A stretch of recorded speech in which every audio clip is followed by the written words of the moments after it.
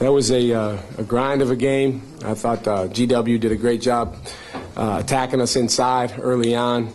They have two all-conference level big guys in Armwood and Larson, and put us on our heels to some extent by getting the ball into those guys early. But I thought our guys kept fighting and played with great aggressiveness.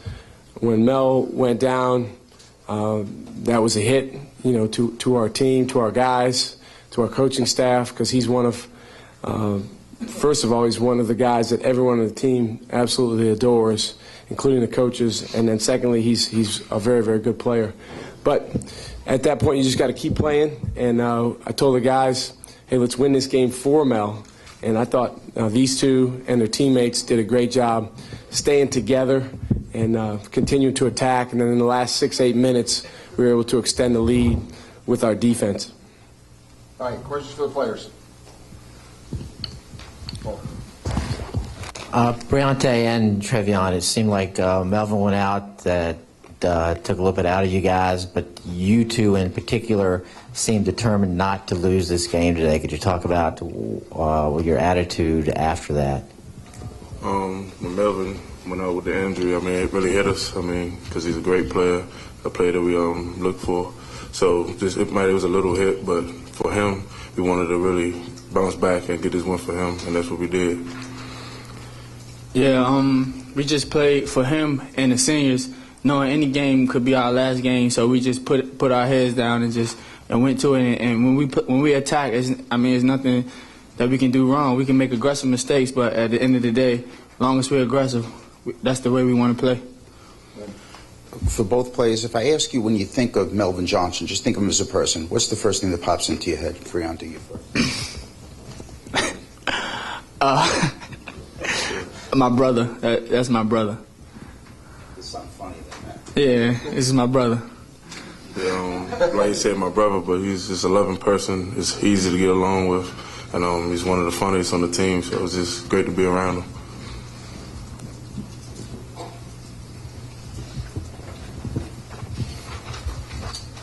Can y'all talk about how you attacked that zone a little bit? Because it looked like y'all made a little adjustment with a double screen up top, and you have found success, I guess, in 2 games now operating those gaps. And talk about the adjustment and then also what y'all were doing to get the threes. Not really adjustment. We just wanted to change our mindset from really being tentative to attacking. So when we was attack mode, it was hard to stop us getting the gaps and find open man. And we was knocking down shots, so we really broke down our zone that way.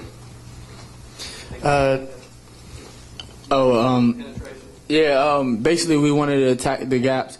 They were trying to funnel us to the middle, but when me and Trey gets to the middle, they had Larson trying to check us, and pretty much we just attacked him and read whatever the defense gave us, and most of the time it was Trey coming behind me for the open shot or for him to attack the elbow as well. That's what we did. Hey, Trevion, back here. Talk about the spark that Mo brings when he comes in the game. The fans love him. They go crazy for him. And he also, he played great, 8 points and 7 rebounds. Been playing great lately. He defends the basket well. For him to be, 6'6", and be able to block shots like that is amazing. And then rebounding-wise, he's a monster on the boards when he wants to. So when he brings the type of aggressiveness he brought today, then he's real effective on the court. Trevion, Armwood scored 7 points really fast. It looks like he was going to have a big game. What did you guys do to, shut down him and Larson in the second half? Really, when he first started the game, he really attacked me. I got 2 quick fouls guarding him. I think this really just being more aggressive and trying to take away from him getting the ball at first, and if he did get it, just being sound. So, and then on the offensive glass, they were real good offensive rebounding team, so trying to box them out and get rebounds so they don't get any second chance points that way. Briante, as much as you had 16 points today, you also were all over the place as a distributor. Can you talk a little bit about what you're looking for on the floor when you're looking to pass? First, I have to attack to make the defense honest. And when I'm attacking, then that means exactly I'm getting my teammates open. So whatever defense gives me, that's what I'm going to take. And my teammates were open. I hit them, and they were making open shots. Briante and Trevion, I want to make clear that math is not my strong point. But between the two of you, you had 38 points and 12 assists, which is at least 62 points, because I don't know how many of those assists might have been for three-pointers. Did you feel like it was on your shoulders today to carry the team and get to the final?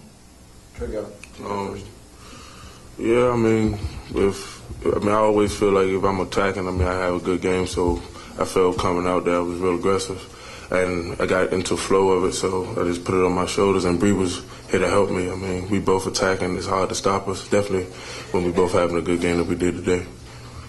Coach Smart put the ball in our hands at the top of the key, and he wanted us to attack. So when you have 2 against 1, pretty much the odds is in our favor. So me and Trey just attacked from the jump, and we took what the defense gave us, and we made the defense be honest, and we just attacked them. Great.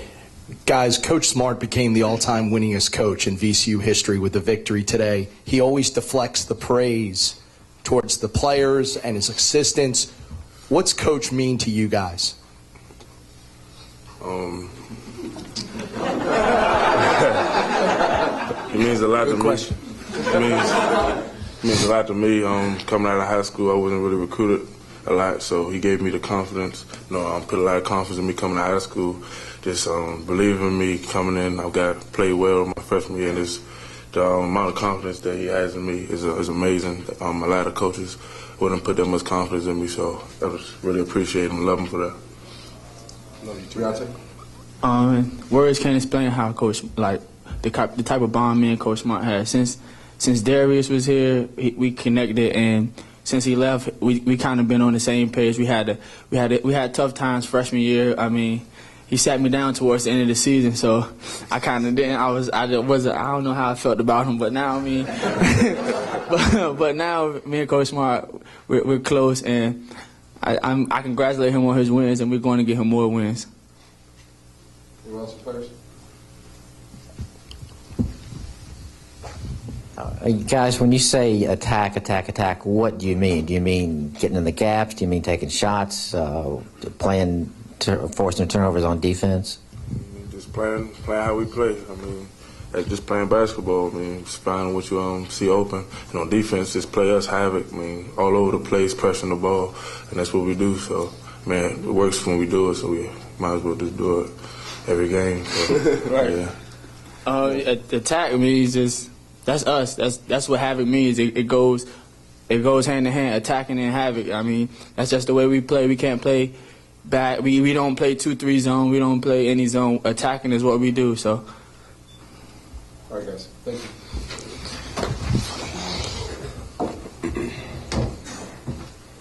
All right, questions for Coach Smart? Coach, this was the first game against them that you held them under 50% shooting. What was the difference on defense today? I thought after the first 5-6 minutes of the game, our guys really buckled down and fought them for every basket. They made some threes at the back end of the press, which, that's going to happen when teams have good shooters. The kid Mitchik is a really good player, good shooter. But I thought for the most part in the half court, we took great pride in our defense and really worked to, as much as we could, keep the ball out of the post and then also chase them through screens. Shaka, two-part question for you. What did you say to your guys to settle him down after Melvin got hurt, if anything? And those of us who know him know what a great kid he is. So I'm going to ask you the same question I asked them. When you think of him, forget ball for a second. What comes to mind first? Well, first of all, I think it's important to note that Melvin did not pass away today.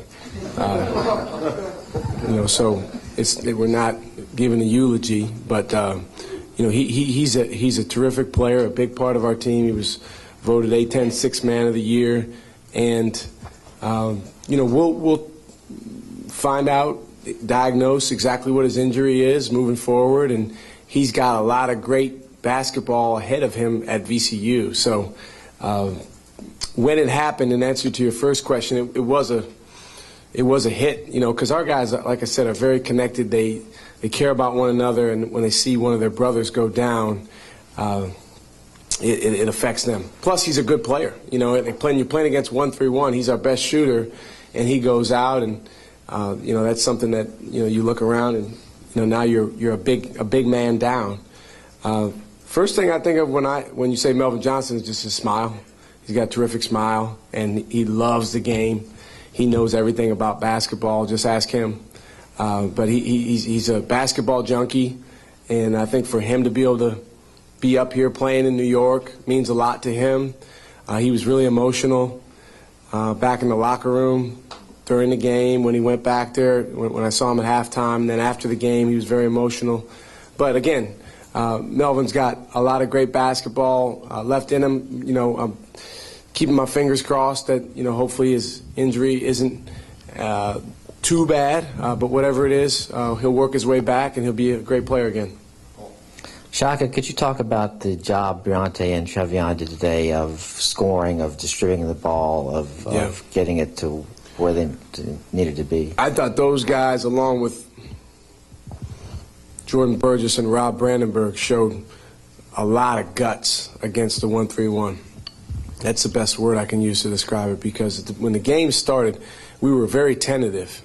We were on our heels. We were trying to pass the ball around, had a couple unforced turnovers, and I told those guys, you got to attack and get into the gaps, be strong with the ball, force two guys to guard you, and then make a pass and find the open man.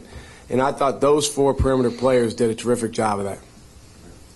Shaka, a big part of this game that I think may have gotten kind of overlooked thus far that we really haven't talked about is the ability for you guys to get extra opportunities. 5 defensive rebounds, 5 offensive rebounds for Javonte. Can you just talk about the way you guys got some really good looks in the second half, but when they weren't falling, it seemed like he was the guy pulling it down for you and giving you extra opportunities? Well, if you can out-rebound GW by 9, that's a heck of a feat, because they've got a very physical, big lineup. They're a very good rebounding team. Their 3-man is the size of our 4-man. So they just have a bigger team that can impose their will. But I thought our guys did a good job, rebounding for each other and working together. Briante came in there and chipped in. Javonte, I told him before the tournament, anytime you get 10 or more rebounds on the year, we're undefeated. And I think in his career, our winning percentage is, 95% or something like that. So he needs to keep doing that. Coach, there was a 3-minute stretch in the beginning of the second half where you guys had 4 straight possessions where you made a shot at the end of the shot clock. But it seems like nobody even tried to take a shot. Was that part of the strategy to try to slow the game down?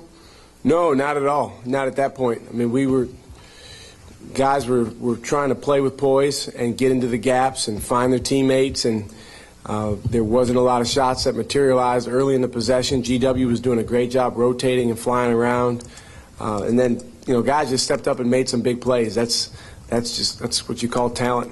Rob Brandenburg, he has an ability to sometimes make plays at the end of the clock, and we needed that. Can you talk about Mo's play on offense and defense? Yeah, Mo was terrific. I think that's 2 days in a row. He's been terrific, and 3 games in a row because he was really, really good in our last home game before the A-10 tournament. He's just, again, realizing how good he can be, and I think he's opening his eyes and seeing, I can play with these guys, and I can play very, very effectively against these guys. I don't know, Drew, whoever did the stats had him for 2 blocks. Mo Ali Cox, it seemed like he had about 10. Scott Day would have made sure at home he had more than 2. But anyway, he changed a lot of plays around the basket, a lot like yesterday against Kendall Anthony. He's credited for 2 blocks, but he changed so many more. And then I thought he did a terrific job on the glass as well. Shaka, back in November, early December, when Briante was adjusting to being a starter and being the point guard, talked about it being a process. Could you talk about where he is in the process now? And it seems to me like he's really one of, if not the team leader. He is. I mean, he's the emotional leader. He's definitely the biggest talker on the team, because our 2 seniors are not big talkers.